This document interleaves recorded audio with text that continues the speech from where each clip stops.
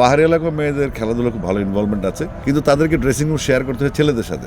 National team এবং Dhaka league পর্যন্ত একটা বড় গ্যাপ থাকে, অনেক ট্যালেন্ট নষ্ট হয়, অনেক প্লেয়াররা তাদের ক্ষেত্র ছেড়ে চলে যায়। আমরা আগামী 2 থেকে 3 মাসের মধ্যে সারা বাংলাদেশে প্রচুর ক্রিকেট টুর্নামেন্টের নিয়ে একটা ফেস্টিভ মোডে চলে যাবে ইনশাল্লাহ। আমি 11টা ডিস্ট্রিক্ট ভিজিট করেছি, সেটা হচ্ছে রংপুর বিভাগে 8টা জেলা এবং পার্বত্য 3টা জেলা, খাগড়াছড়ি, রাঙ্গামাটি, বান্দরবান।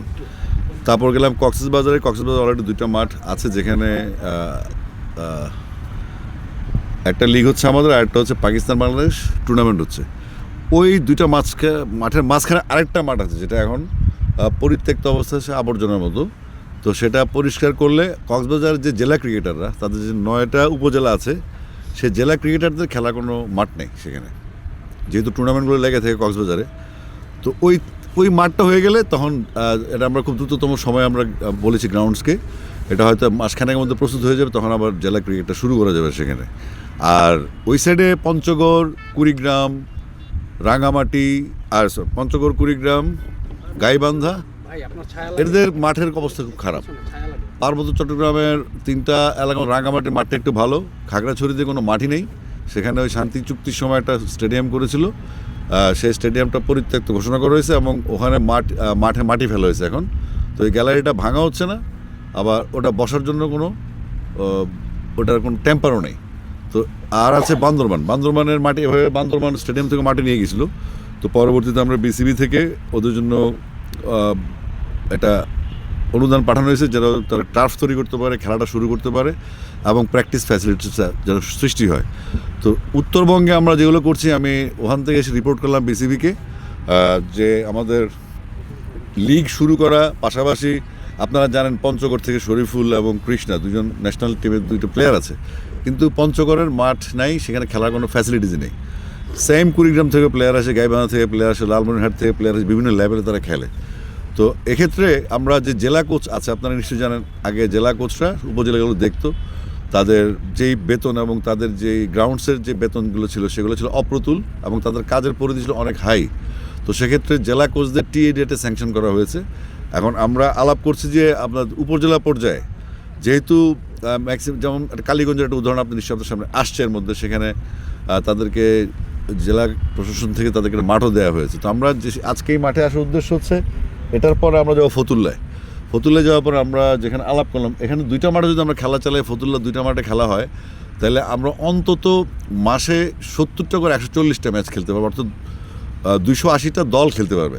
তো যেহেতু আমাদের সামনে অনেকগুলো টুর্নামেন্ট আছে, আমরা মাত্র 2 মাস হলো বিসিবিতে আমরা আসছি, তো আমাদের উপর অনেক চাপ আছে, বাজে চাপও আছে, আবার আমাদের কাজের চাপও আছে। তো সেক্ষেত্রে স্কুল টুর্নামেন্ট করা, মেয়েদের টুর্নামেন্ট করা, এজ লেভেল নিয়ে যে ইভেন্টগুলি আমাদের আছে সারা বছরব্যাপী, পাশাপাশি আমরা নতুনভাবে ভাবছি যে আপনার যেহেতু লিগে একটা কম পার্টিসিপেশন আছে, সেখানে আমরা একটা আমাদের ক্রিকেট কনফারেন্সে একটা আলোচনা উঠে আসছে যে আমাদের আন্ডার-19 পরে ন্যাশনাল টিম এবং ঢাকা লিগ পর্যন্ত একটা বড় গ্যাপ থাকে, যে প্লেয়াররা তখন ডিমোরালাইজড হয়ে যায়, ওরা এদিক সেদিক চলে যায়, খেলতে চায় না, অনেক ট্যালেন্ট নষ্ট হয়, অনেক প্লেয়াররা তাদের ক্ষেত্র ছেড়ে চলে যায়।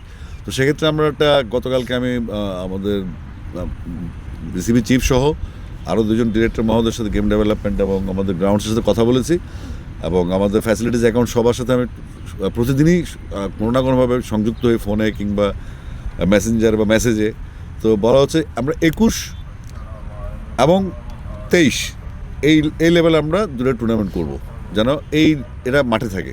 তারপরে আমরা স্কুল ক্রিকেটকে 2টা ভাগে ভাগ করেছি, একটা প্রাইমারি, একটা হচ্ছে হাই স্কুল। এই টুর্নামেন্টগুলো চলবে, এটা নিয়ে প্রাইম ব্যাংকের সাথে আমাদের কথা চলছে।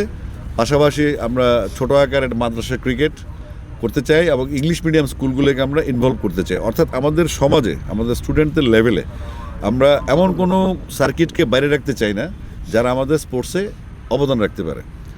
পরবর্তীতে আমরা শুরু করছি, যেমন আগে আমরা ইন্টার কলেজ খেলেছি একটা চিটাং ডিভিশন একসময়, তো ইন্টার কলেজটা আমরা শুরু করব এবং ইন্টার ইউনিভার্সিটি আমরা শুরু করব। তো সেক্ষেত্রে আমরা তাদেরকে প্রজ্ঞাপনের মাধ্যমে বা আবেদনের মাধ্যমে তাদের অ্যাপ্লিকেশনে নিয়ে আমরা খুব দ্রুততম সময় টুর্নামেন্টগুলির স্ট্রাকচারটা তৈরি করে তাদেরকে আহ্বান করব, এবং তারপর আমরা ডিসিশন নেব যে এই টুর্নামেন্টগুলো কীভাবে হবে। কিন্তু আমরা নীতিগতভাবে আমরা সিদ্ধান্ত নিয়ে নিয়েছি, আমরা আগামী 2 থেকে 3 মাসের মধ্যে সারা বাংলাদেশে প্রচুর ক্রিকেট টুর্নামেন্টের নিয়ে একটা ফেস্টিভ মোডে চলে যাবে ইনশাল্লাহ। আসিফ ভাই 21 এবং 23-এর যে অনূর্ধ্ব টুর্নামেন্টের কথা যেটা বললেন, সেটা কখন নাগাদ? এটা মাত্র গতকাল কথা হয়েছে। এটা সম্ভাব্যতা আমরা চেক করছি, যেহেতু এটা একটা ক্রাইসিস আমাদের ক্রিকেটে, যে আমাদের 21 এবং 23-এর প্লেয়াররা হয় 19-এর পরে এটা একটা টার্গেটলেস বোটের মতো হয়ে যায়। তাদের খেলার কোনো লক্ষ্য থাকে না। সবাই তো ঢাকা লিগ খেলতে পারে না, সবাই ঢাকা আসতে পারে না, কিন্তু খেলার মধ্যে থাকতে হবে। আমাদের মূল লক্ষ্য হচ্ছে আমাদের বিসিবির এবার খেলাটাকে জেলায় জেলায় পৌঁছতে মানে ঢাকায় না আটকে রেখে এটাকে ডিসেন্ট্রালাইজ করা। তো ডিসেন্ট্রালাইজ করার মধ্যে আমরা খুব উদ্বেগের সাথে ক্রিকেট কনফারেন্সে এটা উঠে আসছে যে 21 এবং 23 এই দুইটা লেভেলে আসলে ওইভাবে ন্যাশনাল ওয়াইড কিছু হয় না। সেজন্য আমাদের এগুলা গতকালকে আলাপ হয়েছে এবং আশা করছি আমরা নেক্সট বোর্ড মিটিং যখনই হবে এটা আমরা ইমপ্লিমেন্টে চলে যাব। নিশ্চয়ই অবগত আছেন আসিফ ভাই, এখান থেকে প্রায় 12,500 CFT মানে মাটির একটা, আমি মনে হয় এটা সিএফটি হিসাবটা পাইলট ভাই বলেছে, গ্রাউন্ড হিসাবটা। অন্যান্য জায়গায় গিয়ে কি ধরনের দুর্নীতি? আমি শুধু বান্দরবানে দেখেছি। বান্দরবানে যখন প্রথম আমার সফর ছিল আমি অবাক হয়ে গেলাম যে স্টেডিয়ামের এক পাশ থেকে মাটি নিয়ে চলে গেছে, এবং সেই স্টেডিয়ামের মাটি পুরানোর জন্য আমরা বিসিবিকে বলেছি, এটা কাজ হচ্ছে, মানে পুরোই হচ্ছে অলরেডি। এর মধ্যে মানে অলরেডি বান্দরবানে লিগ শুরুর প্রক্রিয়া শুরু হচ্ছে। আচ্ছা আসিফ ভাই, আমার প্রশ্ন হচ্ছে অন্য, সেটা হচ্ছে যে আপনি দেশের বেশিরভাগ স্টেডিয়ামই হচ্ছে জাতীয় ক্রীড়া পরিষদের আওতার মধ্যে আছে, জি। তারাই নির্মাণ সংস্কার সমাবর্তন সব কিছু তারা করে। এখন যে আপনি যে ব্যাপকভাবে সারা দেশে আপনি চষে বেড়ালেন, আপনি যে সমস্ত ভেন্যুর কী কী প্রয়োজন, মাঠের উন্নয়নের জন্য কী কী প্রয়োজন সব শর্ট আউট করলেন, এটাকে আসলে বিসিবির থেকে সহযোগিতা করতে চান নাকি আপনার জাতীয় ক্রীড়া পরিষদকে সম্পৃক্ত করতে চান? কারণ এগুলো কিন্তু ফাইনালি কিন্তু পরিচর্যার দায়িত্ব কিন্তু জাতীয় ক্রীড়া পরিষদের, জি। এবং তারা কিন্তু এই ক্ষেত্রে তাদের একটা বাজেটও এস্টিমেটেড জি। কস্টও রেখে দেয়। এটা কি বেশি হয়ে যাচ্ছে না যে ক্রিকেট বোর্ডে এই সমস্ত মাঠ যদি সংস্কার করে ক্রিকেট বোর্ডের তহবিলের একটা সংকট দেখা দিতে পারে একটা সময়? ওকে, থ্যাংক ইউ। এখানে ইস্যু হচ্ছে আপনার যেহেতু এনএসসির আন্ডারে সব কিছু, শোভাবর্ধন মাঠের ম্যানেজমেন্টটা আমরা সেখানে যাচ্ছি না, গ্যালারি তৈরি করা কিংবা মাঠের ম্যানেজমেন্টটা। আমরা শুধু চাচ্ছি, আমরা গত কয়েকদিন আগে আলাপ করেছিলাম ইয়ার ক্যালেন্ডারটা নিয়ে, এবং আমরা আশা করছি আগামী 7 দিনের মধ্যে সারা দেশ থেকে বিভিন্ন জেলাগুলো থেকে ইয়ার ক্যালেন্ডারটা চলে আসবে, এবং আগামী জানুয়ারি মাস থেকে আমরা একটা ইয়ার ক্যালেন্ডার পাবো যে বাংলাদেশের খেলাধুলা কীভাবে চলবে, কোন ক্যালেন্ডারে চলবে ইনফ্যাক্ট। আর আপনি যেটা বললেন সংস্কারের হিসাবটা, সেটা হচ্ছে আমাদের ক্রিকেটটা চালানোর জন্য, যেমন আপনি নিশ্চয়ই জেনে ভালো লাগবে আপনাদের যে এই প্রথমবারের মতো আমরা প্রত্যেক জেলায় বিসিবির মাধ্যমে আমরা বল সহ ক্রিকেট সামগ্রী আমরা দিয়েছি, যেগুলো কোয়ালিটিফুল, যেটা ম্যাচ ব্যাট খেলা যায়, ভালো বল যেগুলো ম্যাচের খেলা হয়। এনএসসির সামগ্রী নিয়ে আসলে ক্রীড়া সংস্থা বা প্লেয়াররা স্যাটিসফাইড থাকে না কখনো। তো সেক্ষেত্রে বিসিবি এই কার্যক্রম শুরু করে 64 জেলায় এটা অলরেডি চলে গেছে। তারপরে যেই 11টা জেলাকে আমরা টেস্ট কেসে নিলাম বা ভিজিট করে আসছি, সেখানে কি ছোট্ট ছোট্ট কিছু সমস্যা, যেমন আপনাদের মেয়েদের ড্রেসিং রুম নেই। পঞ্চগড় এলাকায় বা রংপুর এলাকায় মেয়েদের খুব ভালো ইনভলভমেন্ট আছে, এবং পাহাড়ি এলাকায় মেয়েদের খেলাধুলা খুব ভালো ইনভলভমেন্ট আছে, কিন্তু তাদেরকে ড্রেসিং রুম শেয়ার করতে হয় ছেলেদের সাথে। এখন ছেলেরা কখন বেরোবে, মেয়েরা দাঁড়া থাকবে, এই জন্য আমরা বলেছি মেয়েদের জন্য ড্রেসিং রুম আলাদা করতে।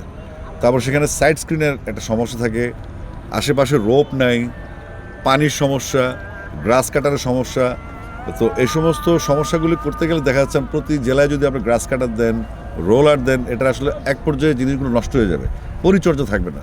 তো সেক্ষেত্রে বাফুফের পূর্বতন আমাদের বিসিবির পূর্বতন প্ল্যান অনুযায়ী 8টা বিভাগের ডিপো হবে এবং কিছু হাব তৈরি করা হবে, যেমন মানে কক্সবাজার, কুমিল্লা কিংবা আপনার গাজীপুর, মানে যেখান থেকে ডিস্ট্রিক্টগুলো আশেপাশে থাকে, এই যন্ত্রপাতিগুলো যাবে, আবার যন্ত্রপাতি ফেরত আসবে ডিপোতে, যেন রক্ষণাবেক্ষণ হয়। তো বিসিবি এমনভাবে ইনভেস্টমেন্টটা করছে যেখানে নতুন 2-1টা স্পন্সর আসছে যারা এই সমস্ত জিনিস পৃষ্ঠপোষক করতে চায়। তো আমরা বিসিবির ফান্ডে যথাসম্ভব কম হাত দিচ্ছি। আমরা ইতিমধ্যে কিছু স্পন্সরের সাথে কথাবার্তা হচ্ছে, স্পন্সরের জিনিসগুলো আমাদেরকে দিচ্ছেন। তো আমরা যথাসাধ্য চেষ্টা করছি আমাদের বাইরে থেকে যেই আমাদের ইনভেস্টমেন্টটা আসবে বা তাদের আগ্রহটা থাকবে সেটাকে ক্রিকেটে কাজে লাগানো, এবং এই 11টা জেলায় যে লিস্টগুলো আসছে সেগুলো যথেষ্ট বড় লিস্ট। অন্তত যদি আপনি উইকেট ধরেন, যদি আপনি পিচ কাভার ধরেন, যদি আপনি মেনটেন্যান্স টার্ফ তৈরি করা ধরেন, যদি বক্স নেট তৈরি করে প্র্যাকটিসের জন্য ধরেন, তাহলে সেক্ষেত্রে একটা ডিস্ট্রিক্টে অন্তত 15 থেকে 20 লক্ষ টাকার অনুদান প্রয়োজন এই আপনার ড্রেসিং রুম সহ, যেখানে যেখানে প্রয়োজন। যেমন রংপুর ক্রিকেট গ্রাউন্ড, যেটা ডেডিকেটেড ক্রিকেট গার্ডেন, সেখানে কোনো ড্রেসিং রুম নেই, সেখানে প্রচুর অংশগ্রহণ। এবং আমি প্রথমবার দেখলাম অভিভাবকদেরও সমিতি আছে যারা বাচ্চাদের খেলাতে চায়। অর্থাৎ এই আগ্রহগুলোকে টিকে রাখার জন্য আমরা প্রাথমিকভাবে একটা ব্যবস্থা নিচ্ছি যেন আমাদের বাচ্চারা খেলতে পারে এবং অনেক ম্যাচ খেলতে পারে এবং তাদের ছোট্ট ছোট্ট ফ্যাসিলিটিস দরকার, সেটা আমরা এনশিওর করার জন্য সেই ডিপো থেকে এই জিনিসগুলো যাবে। গ্রাস কাটার কাজ শেষ, গ্রাস কাটার ফেরত আসবে, রোলারের কাজ রোলার পার্মানেন্টলি কিছু থাকবে আর বাকিগুলো ফেরত আসবে। তো এইভাবে আমরা একটা ম্যানেজমেন্টের আওতায় নিয়ে এসেছি। এটা নিয়ে গ্রাউন্ডসের পাইলট ভাই বাতেন ভাই কাজ করছেন খুব সিরিয়াসলি, এবং আমরা যে কমিটমেন্টগুলো দিয়ে আসছি টুর্নামেন্ট শুরু করার জন্য, তাদের বাচ্চাদের খেলা শুরু করার জন্য যে ফ্যাসিলিটিগুলো প্রয়োজন সেগুলো আমরা এনশিওর করছি খুব দ্রুততম সময়ে জেলাগুলোতে এগুলো চলে যাবে। আসিফ ভাই, যেমনটা বলছিলাম, বিসিবি এত বড় বাজেট স্টেডিয়াম মাটি চুরি যে বিষয়টা, বিসিবি যে নিরাপত্তা দিতে পারে না, এটা কতটুকু ব্যর্থতা বলে আপনি মনে করেন? কোনটা? সরি আমি বুঝি। এই যে মাটি চুরির একটা বিষয় আসছে, হ্যাঁ, এত বড় একটা স্টেডিয়াম কোনো নিরাপত্তা দিতে পারে না, এটা কি একটা ব্যর্থতা মনে করছেন কিনা? না, আমি মনে করি যে আমাদের বিসিবির এই যে কমিটিটা, এটা বয়স 2 মাস আসার পর আমরা নানান রকম আক্রমণে আছি। তো সেটাতে আমরা গ্রাহ্য করছি না, আমরা চেষ্টা করছি সব কিছু ম্যানেজ করতে, লিগ যেন হয়, প্লেয়ার যেন খেলতে পারে। এবং এই বিসিবি মাঠটা নিয়ে আমরা আলোচনা করেছি 4-5 দিন আগে, এর আগে আমাদের বোর্ড মিটিং আলোচনা হয়েছিল। কিন্তু আপনারা জানেন যে অনেক টুর্নামেন্ট হচ্ছে সারা বাংলাদেশে, অনেক ম্যানেজমেন্টও করতে হচ্ছে। তো বিসিবির এই মাটি চুরি হিসাবটা আমি গতকালকেই আমি জানছি, এবং জানার পরে আজকে এর আগে আমি সিদ্ধান্ত নিয়েছি আসবো, কারণ আমাদের এখানে মাঠের জন্য আমাদের যেহেতু খেলা বন্ধ, বিসিবির নিজস্ব একটা মাঠ পড়ে আছে এখানে, এটা সংস্কার করলে আমরা হয়তো অনেকগুলো টুর্নামেন্ট এখানে চালাতে পারবো। আর মাটি চুরির যে ইস্যুটা, সেটা তো নিঃসন্দেহে একটা অপরাধ। এটা বিসিবি টেক ওভার করেছে কবে, আর মাটিটা কবে ঢুকছে এবং কবে চুরি হয়েছে সেটাকে ফাইন্ড আউট করতে হবে। যদি 2 মাসের মধ্যে চুরি হয় তাহলে এটা আমাদের ব্যর্থতা, আর 2 মাস আগে চুরি করলে কারা চুরি করে সেটা আমরা ধরবো ডেফিনেটলি। আসিফ ভাই, দায়িত্ব নিয়েছে 2 মাস বললেন, তো অনেক চ্যালেঞ্জ ফেস করতে হয়েছে। যখন বিসিবির দায়িত্ব ফুরাবে, আপনার যে কাজগুলো করতে চান সেটা শেষ করতে পারবেন কিনা কি মনে হচ্ছে? আপনি স্বাধীনভাবে কাজ করতে পারছেন? এক্স্যাক্টলি, এটা একটা কোশ্চেন। আমরা যে কাজ করছি এখন, আমরা যে এত কথা বলছি, আমাদের কথা নিয়েও কথা হচ্ছে, এটাকে আমরা গ্রাহ্য করছি না। আমরা যখন চলে যাব বা আজ থেকে ঠিক 2 বছর পরে আপনি যখন আমাকে জিজ্ঞেস করবেন আপনি বিসিবিতে ছিলেন, আপনি কী করলেন, তো সেই 2 বছর পরের যে প্রশ্নের উত্তরটা আমার হবে, সেটার জন্য আমি প্রস্তুতি নিচ্ছি ইনফ্যাক্ট।